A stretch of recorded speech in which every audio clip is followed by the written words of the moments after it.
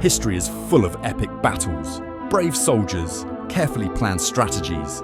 And then there's this story, a war that lasted less than an hour, ended with more injuries from drinking than from fighting, and is widely considered the most embarrassing war in history. This is the story of the Anglo-Zanzibar War. And yes, it's real. Let's set the scene.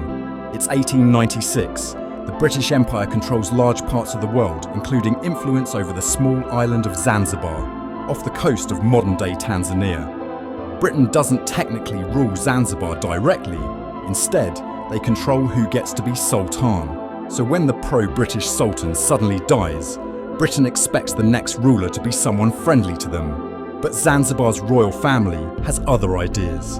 A man named Khalid bin Bargash seizes power immediately and declares himself Sultan without asking Britain. That was mistake number one. Britain sends him an ultimatum. They say very politely, in classic British fashion, "You have until 9 AM tomorrow to step down, or we will open fire."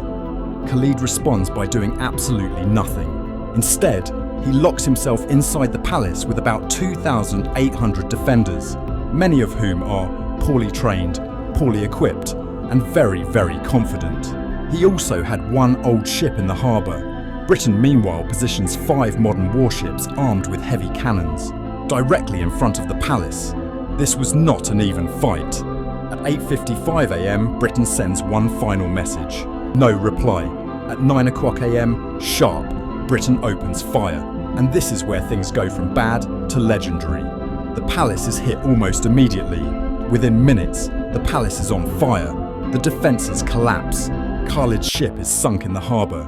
The defenders panic. Many of them run. Some surrender. Others decide now is a great time to drink, because reports later revealed that a surprising number of Khalid's men were already drunk. When the shelling began, this was not a professional military operation. This was chaos. By 9:38 AM, the war is over. Let that sink in. The entire war lasted 38 minutes. British casualties, 1 sailor, lightly wounded.